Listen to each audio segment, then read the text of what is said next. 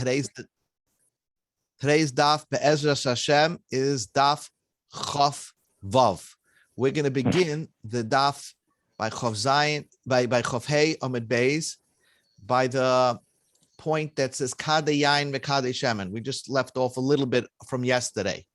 Okay, Kadeh Yain ve'Kadeh Shemen. It's just opposite the Tosfos b'Mitaher or b'Napech. Okay. So again, we're discussing a very sensitive topic. And the sensitive topic is how you deal with Amaratzim who tell you that what they have, their truma is tahar. It's not tameh. Or their jugs or vessels are not tameh. So it's a very sensitive topic. So we said in the Mishnah that if they come to the Beis HaMikdash, let's say donating oil in a jug to the Beis HaMikdash, you have to accept it, because if you don't accept it, all of a sudden they're going to say, if I'm not good enough for the Beis HaMikdash, I'm going to go build my own. So there's one hechsher if they say we trust them and we accept it.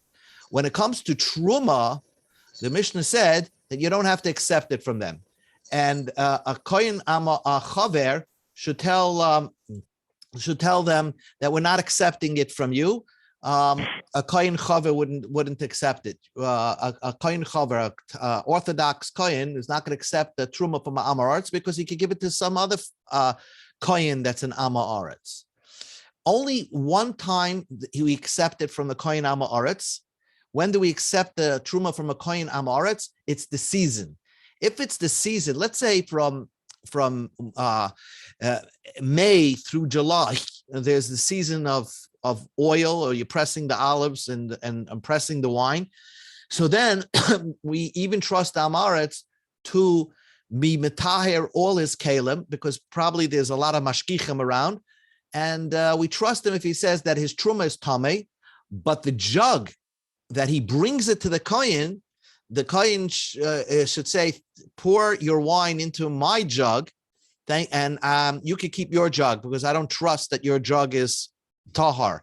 So in other words, the jug itself he holds as tameh, and the wine that he pours out to the kohen to accept it, that's tahar. So that's the funny thing about kashrus, and we're dealing this whole till the end of the Masechta. We're dealing how to deal with Amaratzim.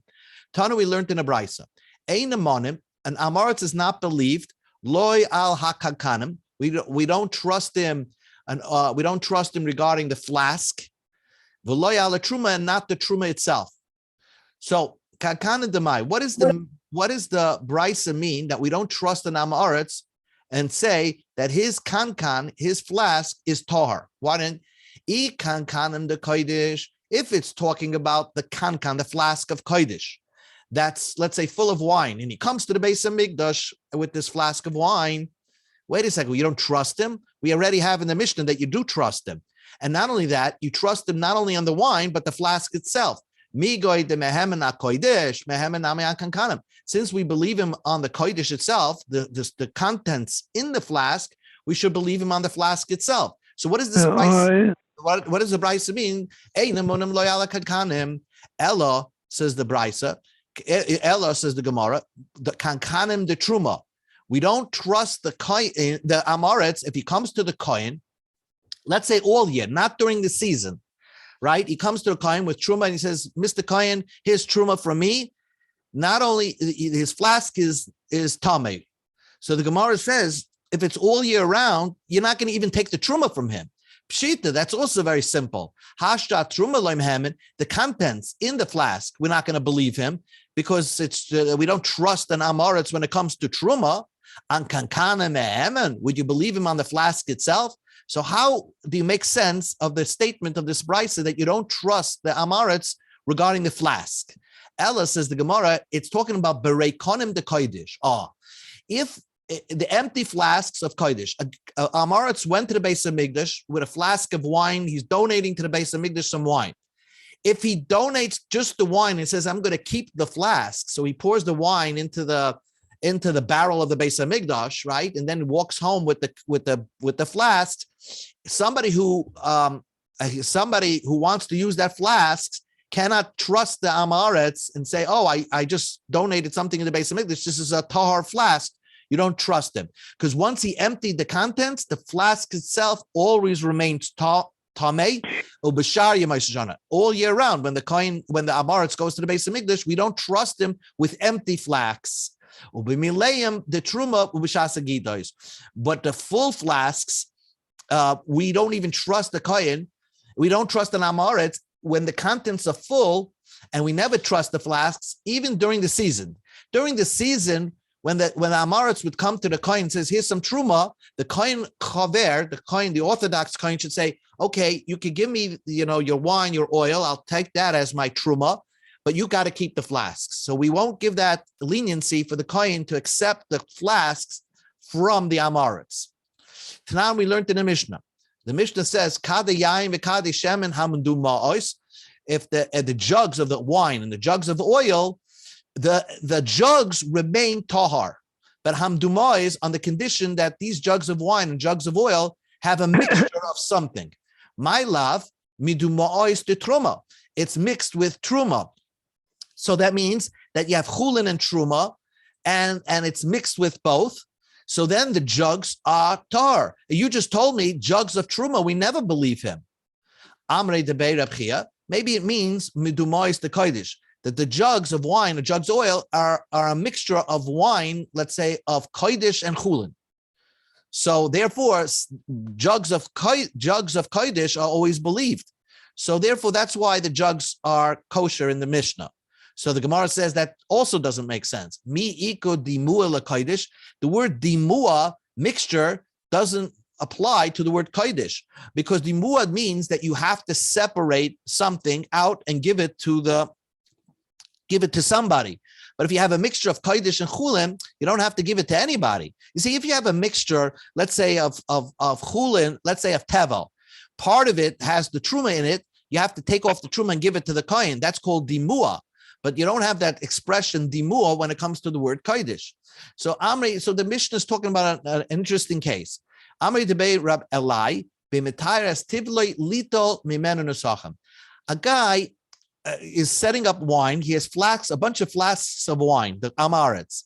And he says, some of them are going to be chulin, some of them I want to give to the kohen, and some of them I want to donate to the Beis HaMikdash. He didn't decide yet what to do. So then, since some of this group of flasks are going to the Beis HaMikdash, so even the flasks that end up by the kohen's house, the kohen could accept the flasks because it's coming from a group that contained part of it that ended up going to the Beis HaMikdash. But it's exception. Koidim legita shebiyayim. He's not believed all year, because even though Kodesh you believed all year, but here you didn't decide which one is Kodesh. So you'll only believe during the seasonal time during the seasonal time when they manufacture wine and oil. And even before that, 70 days, because 70 days prior to the manufacturing process, the Amaretz starts getting the hechsher involved and cleaning out his kalim to be metaharet. Omar Abai said, Shema, from here's the proof that the preparation for, if you work for somebody and you're the one that's doing the pressing of his olives and pressing of his wine, you have to start, and you're taking a part of the profits, you have to start the process 70 days before. The halach is that the oris, the sharecropper, who's taking part of the profits, he has to start busy himself preparing the kalim to do the process to make sure it's tar 70 days before the pressing, before the time set that they're going to do the manufacturing of the wine and oil. New Mishnah. So the Mishnah, the bottom of Chof Hey Amud Beis.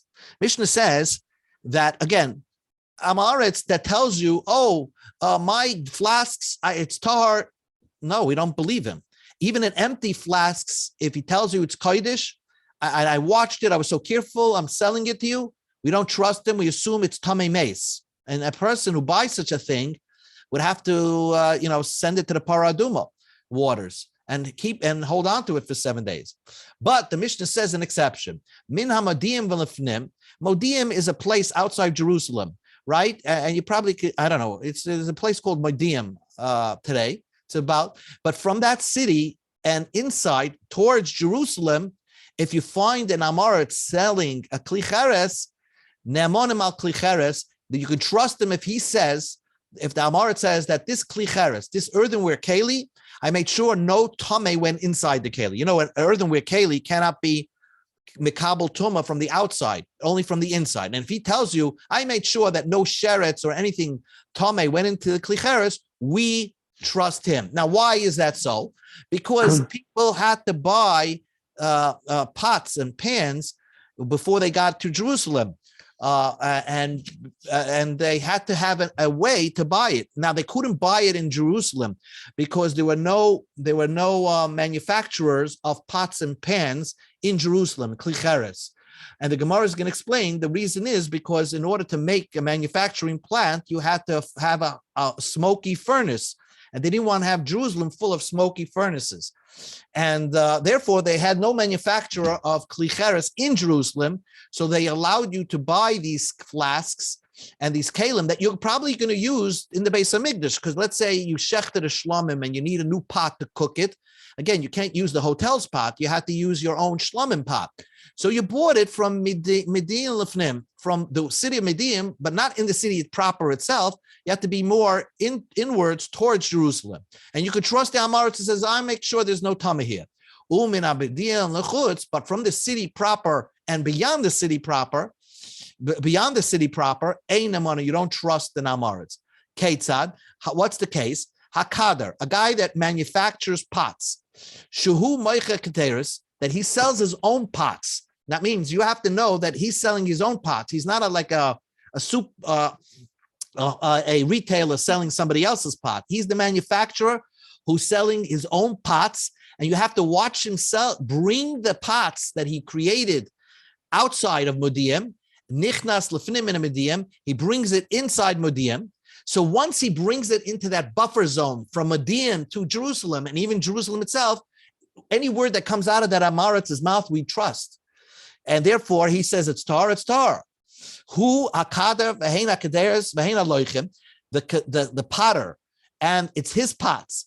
And the purchaser watched this potter, the guy create the pots, walk into Median and then walk into the buffer zone between Median and Jerusalem. Neman, he's believed.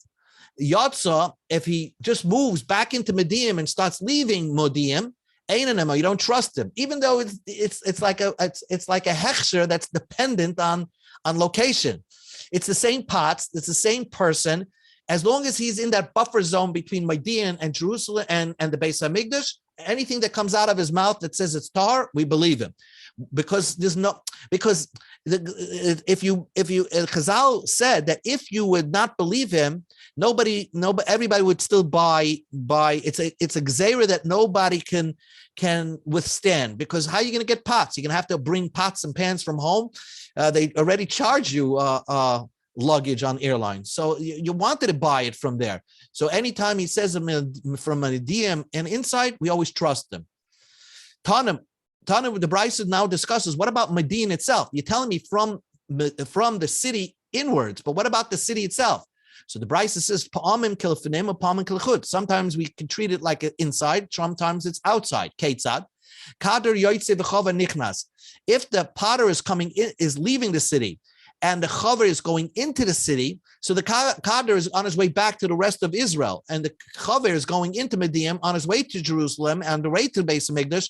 Kilifnim, that as a din, like inside the buffer zone, and we would trust the Amaretz, even though he's in Medium, he's not within the buffer zone, but we trust him. Shneim nechnasim, if they're both on their way to the Beis Hamikdash, so then you don't have to buy it in Modim. You could wait till you get into the buffer zone. So you don't trust them in Modim. Or we go to Chavav Amar Aleph, or Shneim Yotzim. Let's say they're both leaving the Beis Hamikdash, Kilechutz. Then it's as if you're buying him outside Modim, and therefore you don't trust him. Because if they're both leaving, you could have bought it while you were both near the Beis Hamikdash. Why did you wait till you get in Modim, on the way outside to the rest of Eretz Yisrael? Therefore, we don't trust it. So therefore, the Modim itself, it depends.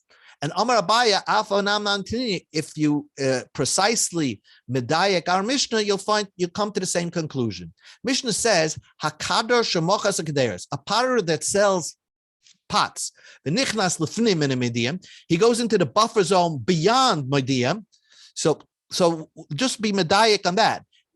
Examine those words. Tama, the whole hat there, the whole leniency is the lefnim in a medium. Only if he's within, beyond medium. Ha medium gufo, but the city medium itself, law mahaman, we won't trust him. So fine. So the first part of the Mishnah says you don't trust him in medium. Ema seifa. Let's take a look. Let's take a look at the end of the Mishnah. Yotza einanemen. If he left medium, if he left the buffer zone, einanemen. He's not believed. Hamadian Gufa, but in Median itself, Naaman. So the Mishnah says if you leave Median, going back to the rest of Israel, you're not believed. But Median, you are believed. So the Mishnah itself contradicts each statement. The only way to answer it is kan. The first part of the Mishnah, Bekada Yoitze v'Chaver. The second part of the Mishnah is Kada Yoitze, the Chaver Nichnas. The Kada was on his way out of the Beis HaMikdash, going back to the rest of Israel. The Chaver was on his way towards the Beis HaMikdash. That's when you believe in Maidin. If they meet up in the city itself, you trust the Amaretz. Kam b'shneim Yoitze b'shneim Nichnasen.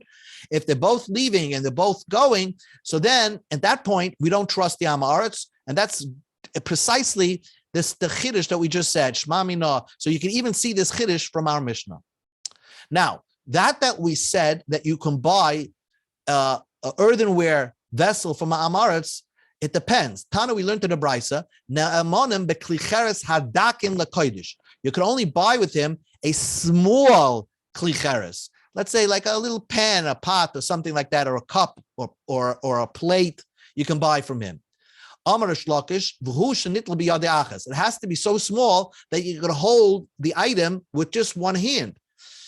But if it's so heavy, you need two hands to hold it, like it's a big commercial pot, then you don't trust the Amaretz.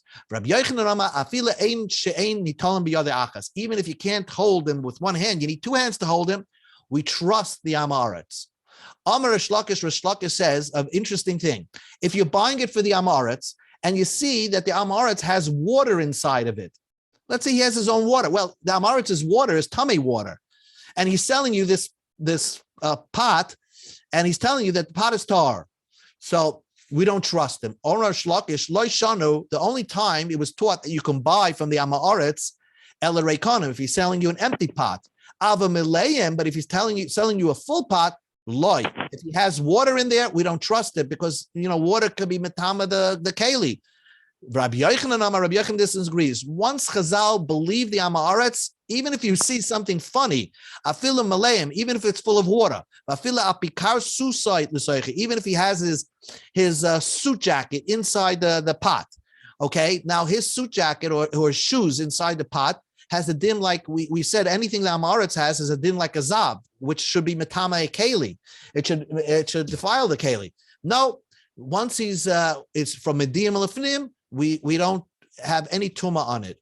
The Amar Rabbi Rava says, but Umayda Rabbi Yochanan says, don't drink the water. But mashkan atzman shein tameim. The water itself that's in the pot and in the glass is tameh. So again, if you're going to an Amaretz, he's in the buffer zone and he has a glass of water and he wants to sell you the glass, the water is tameh, but the glass is tahar. Now that's a very strange thing. That's almost an impossibility. But that's what Rabbi Yochanan holds, that once he's in the buffer zone, we trust him on the item itself, but not the contents. Don't be shocked by something like this, because we find this. Login mole mashkin, login tameim tumashiva mashkin tahorim. If you remember that Rab Abba Shammai said that if Amaretz blocks the tumas mace from the ground floor, and so that the tomei mace, let's say a person has a corpse on floor 1. There's a skylight that separates floor 1 from floor 2, and he covers the whole of the skylight with a earthenware klicheres. Says Beis Shammai that hole that blockage blocks only that it doesn't mitama other kalim on the second floor, but liquid and food become tameh. So I'm sorry. The item itself, the kalim are tamei. The food is tahar. If you remember that, we had that a couple of dafim ago. So we find a concept where the food will be tahar and the kalim will be tamei. So here you have the opposite case. The food is tamei, the mashkin is tamei, the kalim will be tahar. Chazal could divide an atom. Next Mishnah. Hagaboyim shenichnesu l'soich bayis. Let's say you have goyish tax collectors. They're going into somebody's house. And these amaratzim. He goes into somebody's house. Now, why would they come tax collectors? They're like they're repossessing something that you owe money in taxes on behalf of the Goyish king, Rashi says. A Jewish king cannot do this, but a Goyish king hires a Jew, an Amoritz Jew, to go into people's houses and take items from their house and repossess it to give it to taxes. So if they go into somebody's house, or another case, a ganav shechziris kalim. A ganav stole a kalim from somebody's house, right? And then he does tshuva and wants to return it back. He says, I'm sorry, I broke into your house and stole your kalim. So, and then he says, after returning it, he says, Nemana, you can trust, you don't even have to send the keli into the mikvah. Loi nagana, we didn't touch the kalim. I was wearing gloves or something like that. Or the tax collector says, I only took the item that I repossessed in taxes, but I didn't touch any other of the items in your house. So you don't assume that anything is tamei in your house. And these were amaratzim. But you a lot of trust the tax collector and the ganaf that's doing tshuva to say that it's everything. We only took what a certain item in the house, and we didn't mitama anything else. Ubirushalayim nemonim ala kodesh. Yerushalayim, the Bryce is going to tell us Yerushalayim not only in Yerushalayim itself, not from Medium, but in Yerushalayim itself, you're allowed to buy a big barrel from an Amaretz, because big barrels, it's an unusual item that were really only sold to wholesalers who want a place to put wine in. So only in Yerushalayim you can trust an Amaretz for the big barrels. We see, I mean, a Medium, you trust him even for small kalim. Yerushalayim, you trust him for big barrels when it comes to Kodesh. Now the Mishnah says, if it's Yom Tif time, then we trust an Amaretz, even when it comes to Truma.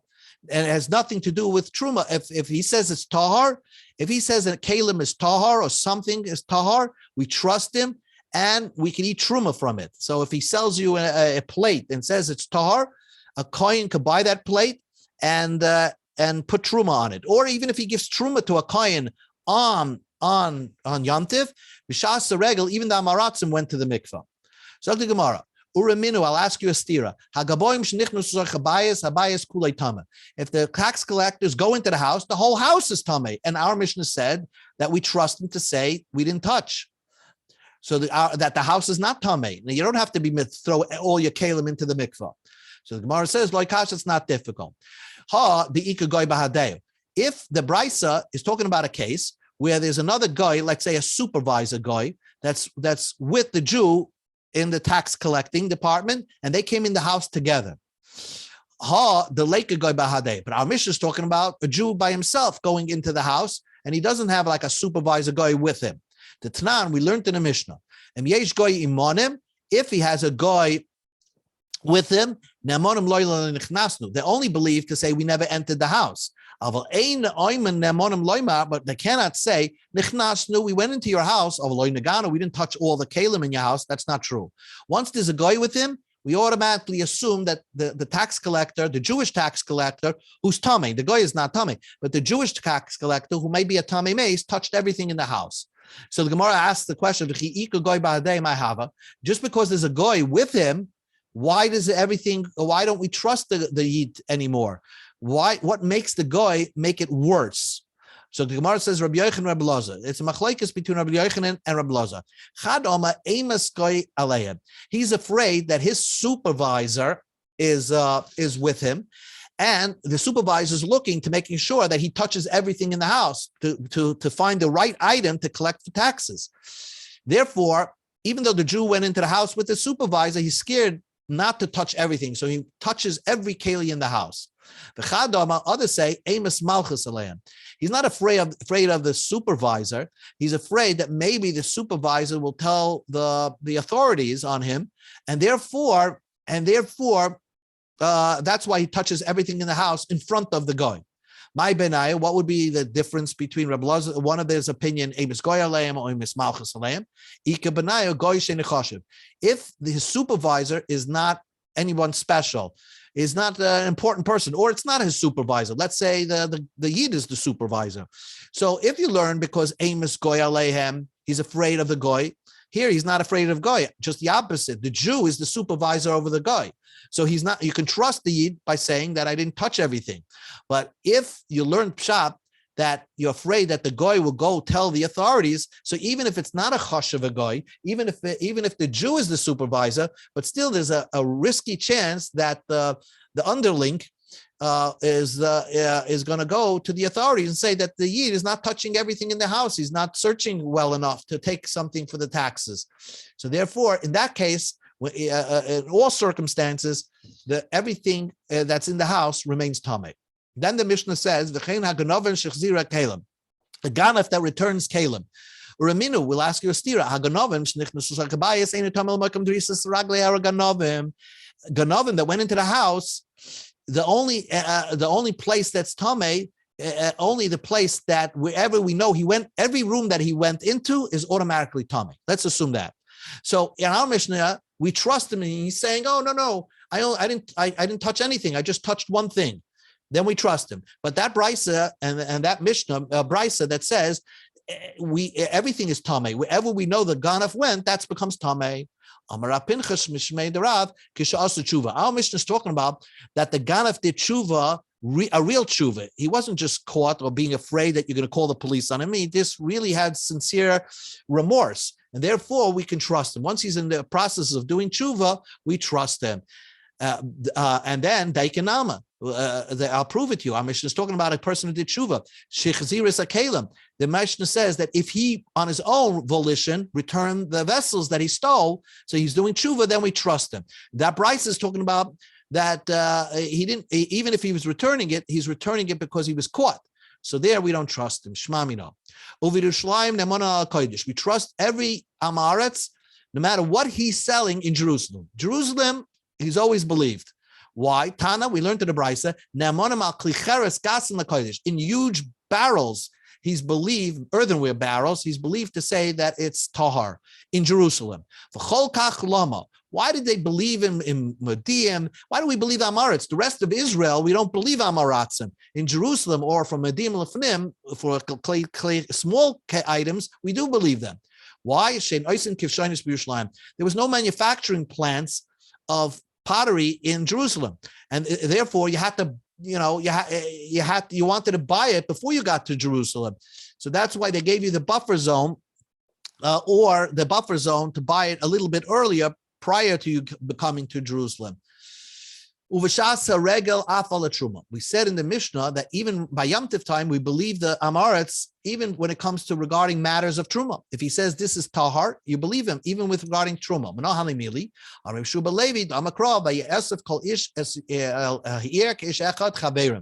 When there's a gathering of Jews, the Tanakh applies, they become like one person, and they all become like Orthodox.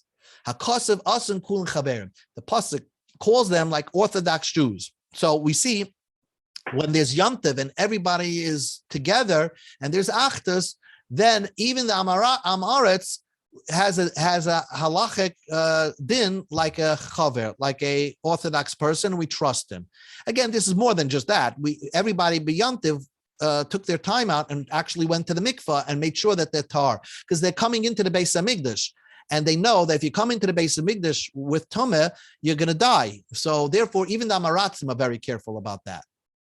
Mishnah says, a guy is selling Yom Tov food. Now, we said that Amaratzim are always believed throughout, if you're in Jerusalem and you're selling wine or oil or whatever you're selling. So, or you're selling stuff and Amaratzim are touching the items in your store, right? So, anything, it doesn't become tamei because everybody in Jerusalem on Yom Tov, everybody is tahar. But what happens like this? A guy starts selling wine or oil, or he's selling pickles or olives, whatever. He opened his barrel and he opened it and didn't sell it out throughout Yontif. He has leftovers. He started a dough, and he didn't finish selling the dough over Yontif. Al Gavaregel. Rabbi Yehuda says, after Yontif, Yigbar, you could finish it. Because we don't want to say that the rest that was left over after Yontif, you have to throw in the garbage because it's tameh, because we can assume that the customers, and some of them are amaratzim, touch the items. Rabbi Yehuda says, no, you could finish it after Yontif, and they remain tahar, even though it's not Yontif anymore. And the reason is because if you told the guy that he has to throw this stuff into the garbage after Yontif, he'll never open a store on Yontif because he's afraid that he's going to have leftovers. So that's Rabbi Yehuda's opinion. You can't finish it. And therefore, you have a din like tameh. It has a din like tameh food. And probably you have to be careful not to sell it with the hechsher, that it's tahar food. So the Gemara. Yosef Rab Ami Rabbi Yitzchak Napacha Akila de Rabbi Yitzchak Napacha. Rab Ami and Rabbi Yitzchak Napcha was sitting on the porch of Yitzchak Napcha's porch. I don't know why it's important to know it was his porch, but that's where they were discussing this Mishnah. The Mishnah said, Chachamim said, don't finish it. Pasuk Chad v'Oma. Maushi and Rega Acha. What according to the Chachamim who say that that the items after Yontiv that you were selling become tameh, can you leave it to next Yontiv and start and assume that when next Yontiv comes around, they become tahar again? Amalei idach. So the other person said, what do you mean? Yad hakol memashmishim ba ba'at amrit yanichenu l'regel acher. Everybody's touching the items in the store, the olives in the barrel or the dough, and you're telling him and assuming that the amaretz is tameh over Yontiv, and you're telling him leave it to the next Yontiv. So Amalei, so he said like this. The other one answered, over Yontiv, you're not saying it's tameh, even though people are touching it. Amalei hachi hashta. During Yontiv, tumas amaretz beregel rachmana tihara. It's expression. The tumah of an amaretz, the Torah tells you it's tahar. That doesn't mean Torah. It means with the shoftim. We said that an amaretz on regel has a din like a chaver. Elahashta tamehi, but after Yontiv it's tameh. So it was left undecided what would be the din according to Chachamim. Can you leave it to the after Yontiv? Neimaka tanoi. Let's say it's a machlekes tanoim. The Tanachada. One brisa says yanichena l'regel acha, that maybe according to Chachamim you don't have to throw it out. Leave it to the next Yontiv and then reopen it again and it remains tahar.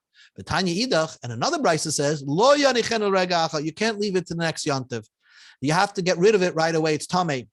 So that could be the machlekes tanoim in what we were discussing. So the Gemara says, "My lav tanoihi." Would you say it's a machlekes tanoim? So the Gemara says, "Lo, it's not so. It's that hadikitani yani chena. You could leave it to next yontiv." Rabbi Yehuda says you never have to throw it out. You could leave it to the next yontiv. Hadikitani lo yani chena. You don't leave it. Rabbanan. That's the Rabbanan. So it's not clear out.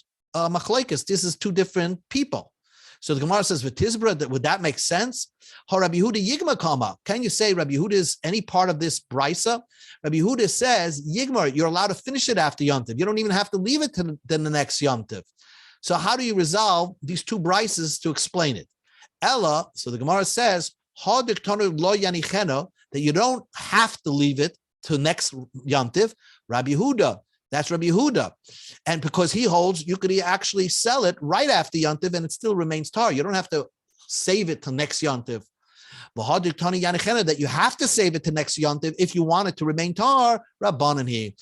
And so therefore it's clear that according to Rabbanan, if you hold on to it to next Yontiv, it remains tahar. What does it mean that according to Rabbi Yehuda, you don't have to leave it to next Yontiv? You don't have to leave it to next Yontiv. You could actually finish it right after Yontiv, keep selling it, and it still remains tahar. Let's go finish the Mishnah and the next Mishnah, then we'll stop. Misha'ava regel after Yontiv. It's an interesting thing. You have all these kahanim amaratzim that showed up for Yontiv, and that we assume they're tahar, and everything is tahar over Yontiv. But after Yontiv, ma'aviran al taharas regel. You start toivel every kalim in the Beis Hamikdash. You toivel them. The amaratzim went home, and you toivel them. Over Haregel Yom HaShishi, if Yontiv is over on Friday, it takes too much time to throw every keli of the Beis Hamikdash into the mikvah, and you have to prepare for Shabbos. Lo Yom Avirim mipnei kavod Shabbos. You didn't toivel everything because of you're supposed to prepare for Shabbos, so you did it probably on Sunday. Rabbi Yehuda af loy b'yom hey. Even if Yontiv ended on the Thursday, they still wouldn't be metaher all the kalim in the Beis Hamikdash that day, even though you don't prepare for Shabbos only on Friday, but you still were busy on Thursday. What did they do on Thursday? Sheina Kanayim Penuyim, the Kahana were not free, because in the Beis Hamikdash, I'm showing a picture, there was I'm pointing this out to you, that after Yontiv, right after Yontiv, there was a lot of ashes on the Beis Hamikdash, like tons and tons of ashes from all the karbanos that were brought. So the Kahanim were busy, the Kahanim that stayed on in the Beis Hamikdash were busy getting rid of the ashes off the off the Mizbeach. So therefore, they didn't have time to now throw every keli in the Beis Hamikdash into the mikvah, so that even if Yontiv ended on a Thursday, they waited till after Shabbos to do the cleaning. Tana, we learned in the Brisa, Sheina Kahanim Penuim Loitzi Hadashim. The Kahanim are not free because they have to take out the ashes that were on the Mizbeach, like we just discussed. Now, the Mishnah continues, Keitzim Avir Al Taharas Azara. What does it mean? What do they clean up the Azara? How do they purify the Beis Hamikdash? Matbilim, says the Mishnah, as a kelim shahoya b'mikdash. They toiveled every keli that was in the mikdash. The Amaratzim Kahanim went home, and they toiveled every keli in the Beis Hamikdash. V'oimrim lehem, and they would tell the Kahanim. You see, if a kohen showed up into the Beis Hamikdash and he's an Amaretz during let's say during the holiday, we tell them, you can touch everything here, but make sure he's haru. Be careful. We go to Amud Beis. Shaloi tigu b'shulchan. Don't touch the showbread table, because it was very difficult to you can't toivel the showbread table, and we'll see why right away in the Gemara. Kol hakelim shoy b'mikdash yesh lem shniyim shlishim. Every keli in the Beis Hamikdash, you had substitutes or not 2 copies or 3 copies. If one of them became tamei, you could always have a substitute. So difficult kelim in the Beis Hamikdash, they had a tahor one in storage, but not the shulchan. The shulchan, they only had one. If any kelim that was touched by the Amaretz Kohen, right? And I'm keeps emphasizing that's an Amaretz Kohen, because a Yisrael Kohen can't walk into where the menorah is, where the Mizbeachs are, so they can't. We're talking about a Kohen. Every Kohen, every keli in the Beis Hamikdash, you have to put in the mikvah if it became tamei. From the Mizbeach, the gold Mizbeach and the copper Mizbeach, they are like karka. That means they have a din like earthenware, not an earthenware, earth keli, and therefore the Torah specifically says that it doesn't bekabel tuma. The Mizbeach Hazav, Mizbeach and Choishes. Divrei Reb Lazar. The Chachama Moimem and Neishem Mitzufin. We'll see what the Chachama mean to say. Let's just do 3 lines further, and that's it. Tana, we learned in a Brisa. They told the Kahanim, the Amaratz Kahanim, Shem Atigu B'Shulchan. He's a Haru, Shem Atigu B'Shulchan. Make sure you don't touch the Shulchan. U'B'Noira, don't touch the menorah. We allow you walking into the Heichal, but you can't touch the table and you can't touch the menorah. The Tana Didam, my time menorah. Why didn't our Mishnah say that we tell the Kahanim not to touch the menorah? So the Gemara says, Shulchan Ksiv Beitama. Now you understand why. The Shulchan always had to be in its place. You cannot remove the Shulchan from the Heichal and bring it to the mikvah, because the Torah says it has to always be there. Menorah, like Ksiv Beitama. The menorah, it doesn't say the word tamid, that it always has to be there. So our Tana of our Mishnah held that the menorah, if it became tamei, you go dip it into the mikvah. The idach, what about the brisa? Why do they concern themselves about the menorah? Kiven the ksiv vesa menorah noicha hashulchan. It says the menorah has to be next to or opposite the shulchan. Command the ksiv beitamid dami. It's almost as if it says that the menorah has to be there all the time. Since the Torah juxtaposes, let's say, the menorah next to the table, just like the table always had to be there. It couldn't be 1 minute without the table there. So the menorah also had to be there. That's the brisa. The idach and our Mishnah holds, it just tells you where to put the menorah, opposite, but it doesn't tell you that it always has to be there. Although it does say the word tamid by the menorah, that just means you light it constantly at nighttime, but it doesn't mean tamid that it always has to be at that spot. So the menorah, according to our Mishnah, if it became tamei, but Amaretz touched it, then after Yom Tov, they would put it in the mikvah. The shulchan, we had a problem. The shulchan always had to be there. So we probably had a rope around the shulchan. If the Amaretz Kohen would walk in there, we tell him, don't touch the shulchan because we can't be mitaher it. Okay, Be'ezus Hashem, tomorrow we'll finish the Masechta and we'll celebrate tomorrow. And hopefully I hope to meet you maybe Wednesday night, before we start this year. I'll come to your homes for a second. Thank you. Morgens the same. Okay. Shukriya, Baruch. Hagit Nacht.